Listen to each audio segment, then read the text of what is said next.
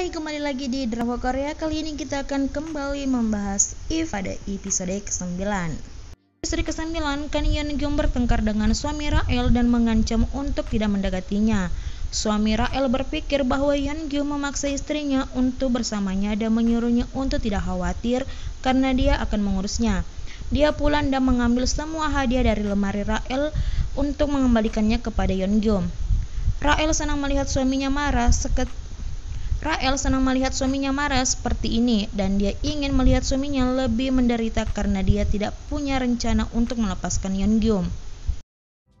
Dalam tidurnya, Rael bermimpi berada di sebuah hutan yang gelap, tangannya tertusuk deri dan berdarah.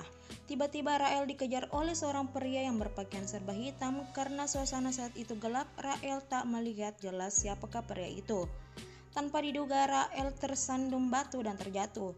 Begitu ia menengok, pria itu berlari semakin mendekatinya. Rael pergi ke TK untuk pertemuan orang tua, tapi Sora memberitahu sekretarisnya untuk tidak membiarkan dia masuk. Rael mencoba memprovokasi Sora dengan menanyakan apa kesalahannya di depan semua orang tua. Ketika Rael tidak meninggalkan pertemuan, Sora menghampirinya dan menamparnya. Dia mengatakan padanya untuk menemuinya setelah pertemuan.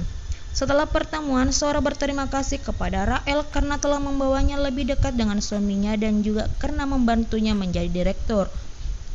Yeon-gyum tiba dan membawa Sora bersamanya untuk konferensi pers dan bahkan tidak menyapa Rael. So-eun pun telah mengawasi Yeon-gyum dan dia khawatir tentang Rael saat dia melihat suami dan istri bahagia di layar. Dia mengatakan pada Rael untuk berhati-hati, tetapi dia mengatakan bahwa tidak masalah jika terjadi sesuatu padanya.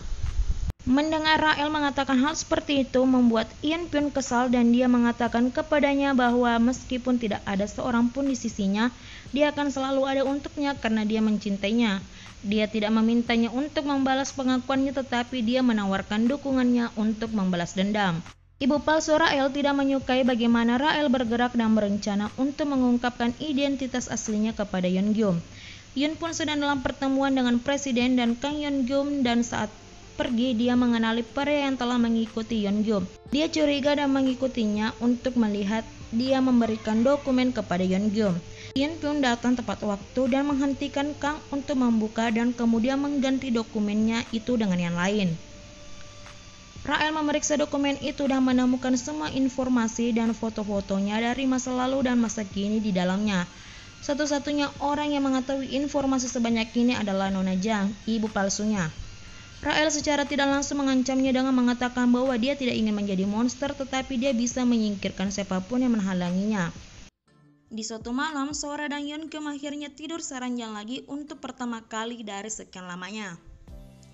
Meskipun di dalam lubuk hatinya Yeon-gyum tak henti memikirkan Rael dan terpaksa melakukan hal ini demi melindungi selingkuhannya. Yeon-gyum tak ingin Rael berada dalam bahaya lagi karena istrinya. Untuk itu mau tak mau ia harus bersikap baik dan lembut kepada Sora. Saat tertidur, Yeon-gyum tanpa tersadar menyebut nama Sunbin. Sialnya Sora belum terlelap dan mendengar Yeon-gyum mengigau. Akibatnya ia nekat mengambil benda tajam yang berada di nakas dan perlahan mengayunkannya ke leher Yeon-gyum. Seluruh badan Sora gemetar dan ia pun menangis. Di suatu titik Sora sudah tak tahan lagi dengan suaminya. Sikap posesif Sora kepada sang suami membuatnya beranggapan jika tak boleh ada wanita lain yang bisa memiliki Yeon-gyum selain dirinya. Ketika ujung dari benda itu berada di selisih beberapa senti dari kulit leher Yeon-gyum, Sora langsung mengurungkan niatnya untuk tidak melanjutkannya. Sora langsung membuang jauh benda tajam itu dari dirinya dan suami. Ketika suami Rael telah meminta seseorang pengacara untuk menangani kasusnya melawan Yeon-gyum, tapi dia menerima telepon tiba-tiba dari Sora. Mereka telah memutuskan untuk menangguhkan putrinya dari sekolah, tapi Rael mengatakan bahwa itu akan menjadi putri Sora yang harus meninggalkan sekolah.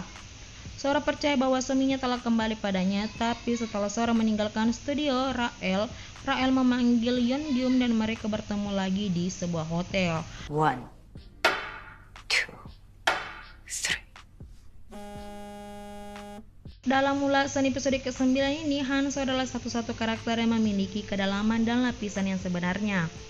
Bukan karena subplot yang berbeda, episode ini akan menjadi membosankan untuk dinonton. Chemistry antara semua pemain utama dan rencana balas dendam Rael mengembara tanpa tujuan. Kita akan membahas episode ke-10 pada video selanjutnya. See you next video.